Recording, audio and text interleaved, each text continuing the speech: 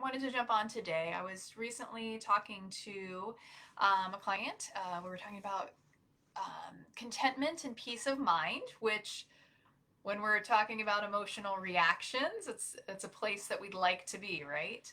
Finding a place where we feel just kind of more neutral, more content where we're at.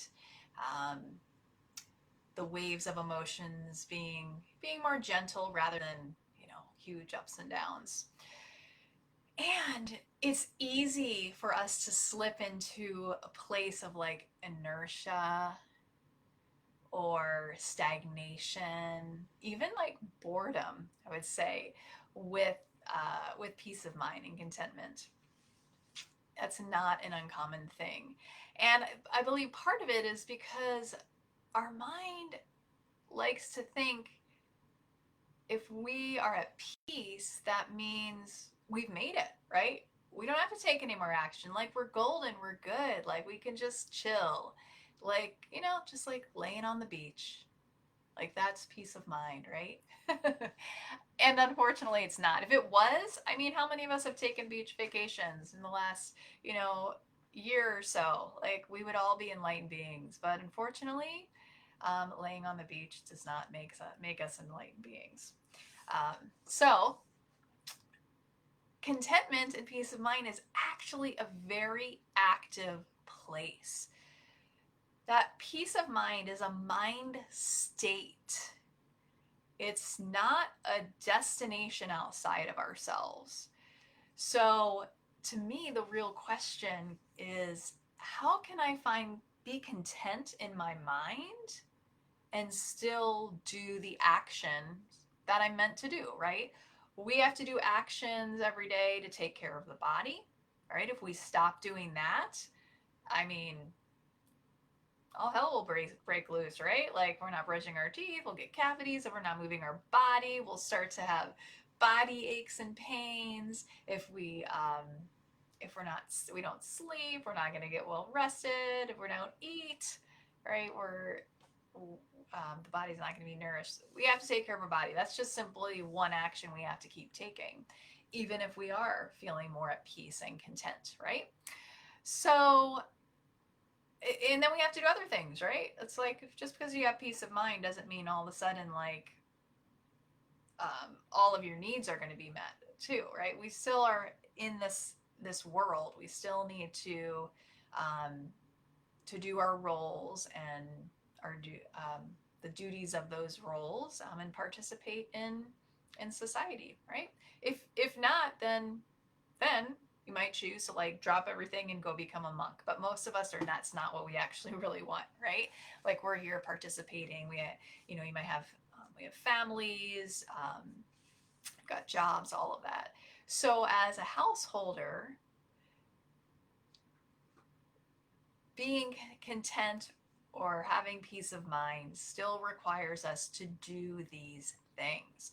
So this is something that's important to realize and to remind ourselves, right? Yes, it is okay to relax. And yes, it's okay to go on beach vacations, right? It's okay to relax the body, right? And that is not what creates a lasting state of of contentment and peace of mind. That comes from the actions that we take every day to continue to refine the mind and continue to work on over time, a long period of time, to cultivate a mind that is more peaceful, or can meet the world in a more content or peaceful state. And it's not easy. All right. So, yeah. So, I guess with that, like, it's like, well, how, Twyla? Well, then how do I do this? Right. And, the big word that keeps coming back to me over my studies inward, my daily practices, is actually practice. Practice, practice, practice. We have to keep taking action and practice that. If our bodies, let's say, I'm just coming back to the body because it's easy to talk about the body. It's more tangible. But if I wake up one day and my body's not doing well, what are the actions I need to take to help cultivate contentment and calm in my mind? Am I gonna push through and like make myself like push through, like I got this, I can do it, like I can do it even if I'm sick? That's probably not going to help a calm state of mind, right? It's probably going to create a lot more worry and ruminating, and in the end, be sicker longer. And I don't know about you, but for me, when I get sick, for more than a day, I start to watch my mind like making stories about how it feels like it's never going to get better. So you have to work with those, right? So maybe instead of pushing through, it's like, hey, let me stop. This is maybe the body's even encouraging me to stop and take care of myself today. All right, let me get a little more rest. Let me, if I'm able to, like take time off work. If I can't, how can I move a little slower and reduce, my expectations on myself for that day? And then make sure you come home and get rest, get plenty of rest.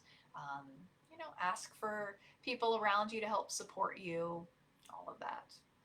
So, so practice, if you're wanting to have peace of mind and contentment, continue to take actions that practice cultivating more of that mind state. And for those of you that have done some studying or workshops or worked with me, this is directly what Yoga Sutra 2.33 says, which is Pratipaksha Bhavana. When there is a negative thought wave, work on cultivating the opposite. So that is the practice. All right. If you have any questions or if you have any comments, or if this video was even helpful, I'd love for you just to share some comments, give me a thumbs up, or feel free to DM me if you have more questions, actually. All right. Namaste.